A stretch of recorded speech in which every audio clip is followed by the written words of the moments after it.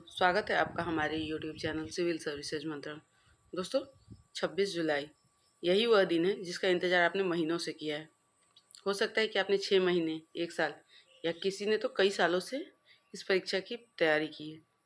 लेकिन एक बात आपको याद रखना है, बीपीएससी प्रीलिम्स की सफलता पूरे साल की मेहनत पर नहीं, बल्कि आखिरी के कुछ दिनों की रणनीति पर भी निर्भर करती है। बहुत से विद्यार्थी पूरे साल मेहनत करते हैं, लेकिन आखिरी सप्ताह में घबरा जाते हैं।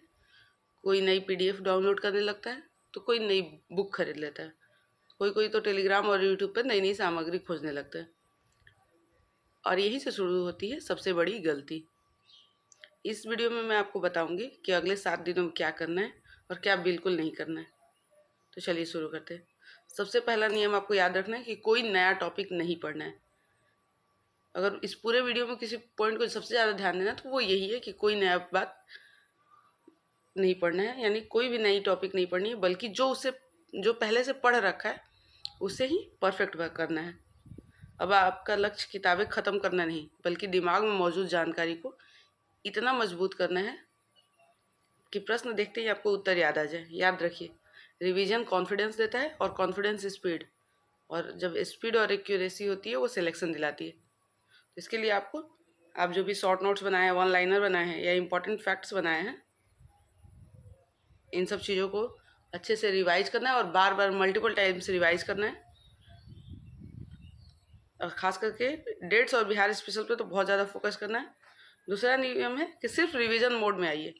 अब आपको हर 2-3 प्रमुख विषयों का रिवीजन करना है। मतलब कि हर दिन आपको 2-3 विषय का रिवीजन करना ही है। और चूँकि आपके पास शॉर्ट नोट्स है, वन लाइनर है, इंपॉर्टेंट फैक्ट्स वगैरह हैं, तो आप इजीली उसको रिवाइज कर पाएंगे, कोई ज़्यादा इशू होगा नहीं। और आपको ध्यान रखना है कि बिहार स्पेशल पे आपको बहुत ज़्यादा फोकस करना है, क्योंकि बिहार स्पेशल हो गया, मॉडर्न इंडियन हिस्ट्री हो गया और साइंस वगैरह हो गया, यहाँ से बहुत ज़्यादा क्वेश्चन आने के चांसेस होते हैं, और स्पेशली करंट अफेयर्स से भी। तो आपको ध्यान रखना है modern history, Indian polity, Bihar special, geography, economy और इन्वायरमेंट तथा general science plus current affairs, इन सारे टॉपिक्स को मतलब सही इन सारे विषयों को अच्छे से पढ़ना है। पूरा चैप्टर दोबारा पढ़ने की कोशिश मत कीजिए। शॉर्ट नोट्स और हाईलाइटेड पॉइंट्स और पीवाईक्यू से रिवीजन कीजिए। और तीसरा सबसे बड़ा नियम कि पीवाईक्यू आपकी सबसे बड़ी ताकत है, क्योंकि कई विद्यार्थी आखिरी समय में केवल पढ़ते रहते हैं, लेकिन आपको पढ़ने के साथ साथ प्रीवियस ईयर क्वेश्चन भी लगाने हैं। मतलब कि जब आप पीवाईक्यू सॉल्व करते हैं तब आपको समझ आता है कि बीपीएससी किस प्रकार के प्रश्न पूछ रहा है, कहाँ गलती हो रही है और किन विषयों पर ज़्यादा ध्यान देना है। इसलिए हर रिवीजन सेशन के बाद कम से कम 20 से 50 पीवाईक्यू जरूर हल करें।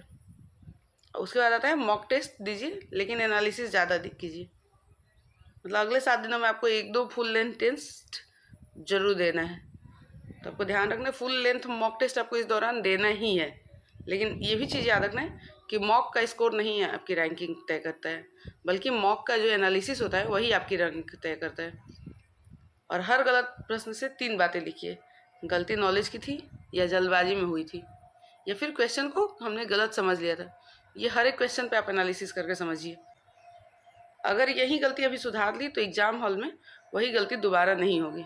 और 5वां नियम, शॉर्ट नोट्स ही जो है वही आपकी असली किताब है, क्योंकि बार बार केवल इन्हें रिवीजन कीजिए, वन लाइनर को, इम्पोर्टेंट फैक्ट्स को, कॉन्स्टिट्यूशनल आर्टिकल्स को, इम्पोर्टेंट डेट्स को, और जो भी इम्पोर्टेंट कमिटीज़ वगैरह हैं उनको, और गवर्नमेंट्स की जो स्कीम्स हैं उसको, और मैप के साथ करंट अफेयर्स को भी ऐड करके देखें, और करंट अफेयर्स को स्टैटिक पार्ट के साथ भी ऐड करके देखें, क्योंकि यही चीज़ें आखिरी समय में सबसे ज़्यादा याद आती है।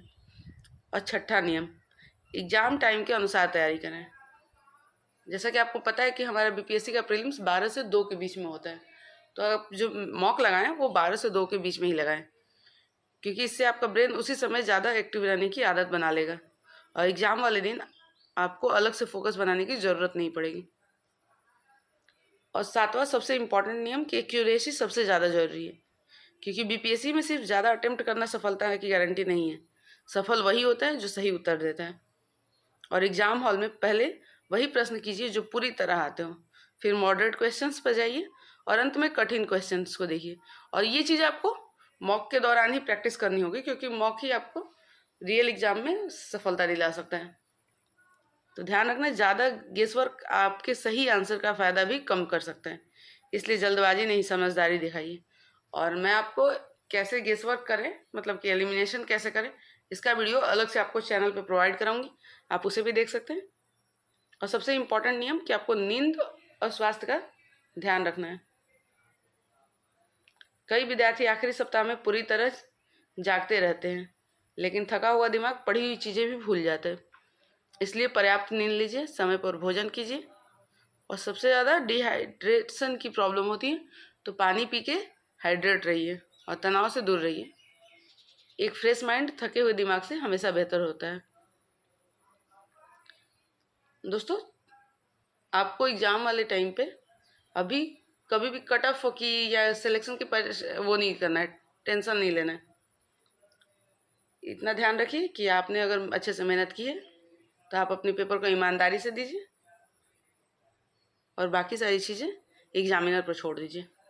दोस्तों, आपने इस परीक्षा के लिए बहुत कुछ छोड़ा है, कई त्यौहार, कई शादियाँ, कई घूमने के मौके, कई रातों की नींद, और अब सिर्फ 7 दिन और डिसिप्लिन बनाए रखिए। हो सकता है 26 जुलाई आपकी ज़िंदगी का सबसे महत्वपूर्ण दिन बन जाए। याद रखिए, सिलेक्शन आखिरी 7 दिनों में नहीं बनता है, लेकिन आखिरी 7 दिनों की गलतियाँ पूरे साल की मेहनत जरूर खराब कर सकती है। इसलिए शांत रहिए, रिवीजन करिए, कॉन्फिडेंस बनाए रखिए और पूरे विश्वास के साथ एग्ज़ाम हॉल में जाइए। दोस्तों, उम्मीद है कि आपको समझ में आ गया होगा कि आपको आखिरी 7 दिनों में क्या करना है। अगर आपको कोई डाउट लगा हो तो आप हमें कमेंट करके पूछ सकते हैं, हम आपके डाउट को क्लियर करने का पूरा प्रयास करेंगे। और अगर आपको हमारे क्लासेस की पीडीएफ चाहिए तो पीडीएफ हमारे टेलीग्राम चैनल पर मिलता है, और टेलीग्राम चैनल का लिंक हमारे डिस्क्रिप्शन बॉक्स में मिलता है। साथ ही साथ वहीं पर आपको हमारे फेसबुक पेज और इंस्टाग्राम पेज का भी लिंक मिलता है, जहाँ से आप जुड़ के हमारे साथ जुड़ सकते हैं। और मिलते हैं आपके साथ अगले वीडियो में, जिसमें हम आपको कुछ नई जानकारी देंगे। अभी 1-2 दिन में हम आपको चैनल पर वीडियो प्रोवाइड करेंगे जिसमें एलिमिनेशन मेथड बताएंगे कि आप कैसे एग्जाम में तुक्का मार सकते हैं, क्योंकि तुक्का सब लोग मारना चाहते हैं, लेकिन तुक्का मारना सबको नहीं आता है। तो इसलिए आपको स्मार्ट गेस वर्क सिखाएंगे। इसके लिए जुड़े रहें सिविल सर्विसेज मंत्रा के साथ। धन्यवाद।